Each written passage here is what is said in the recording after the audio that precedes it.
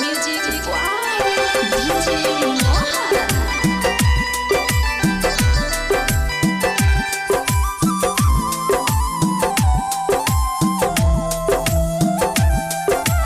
Angika recording studio Rupauli Purnia Bihar. कहाँ में रहेलू जान हमके बताओ, कहाँ में रहेलू जान हमके बताओ। मन नहीं लगे तोरा बिन हो, काहे जानू रुलाता हूँ गईलू, काहे जानू रुलाता हूँ गईलू। अपना दीवाना के हाल हो, अपना दीवाना के हाल हो।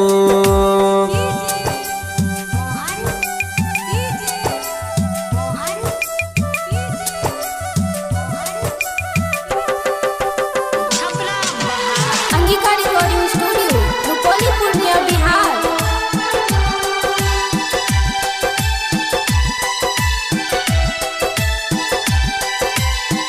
मनमा कहेला अब जी नहीं पाइब, तोहर जुदाई में हमर जाइब।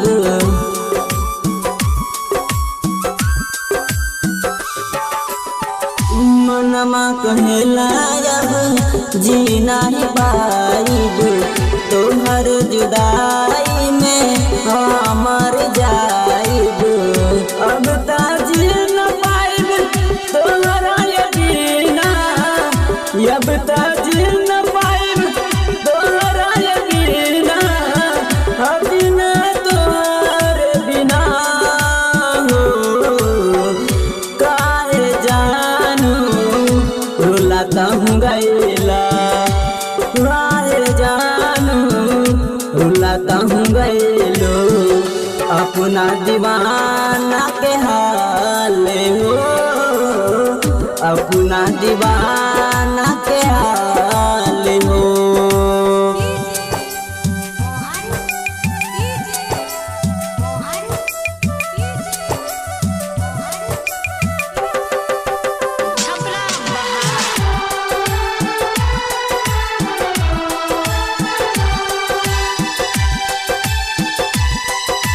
Angika recording studio Rupauli Purnia Bihar. हमर बिना वो जी नहीं पाई है, आंसू के अचारा से पोछत हुई है।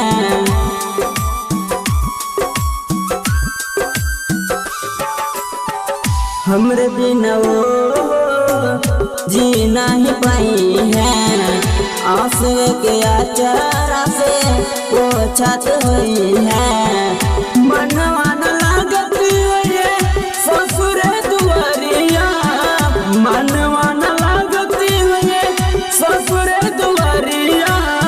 कोई है बहुत बेचैन हो, काहे जानू रुलाता हूँ गईलू, काहे जानू रुलाता हूँ गईलू। अपना दीवाना के हाल हो, अपना दीवाना के हाल हो।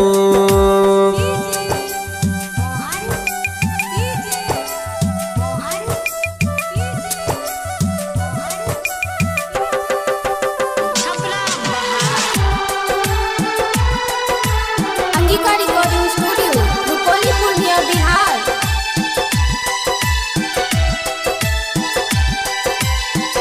जैसे तोहरे बिना हम अकेला, ज्योतिष के वसई जिंदगी कटेला।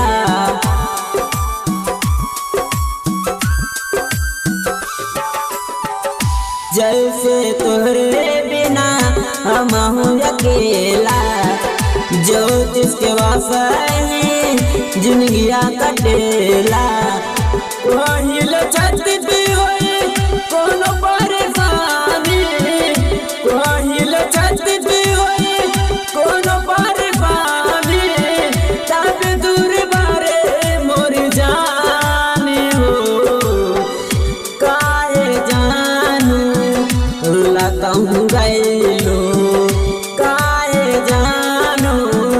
रुला कहूँ गईलो अपना दीवाना के हाल हो, अपना दीवाना के हाल।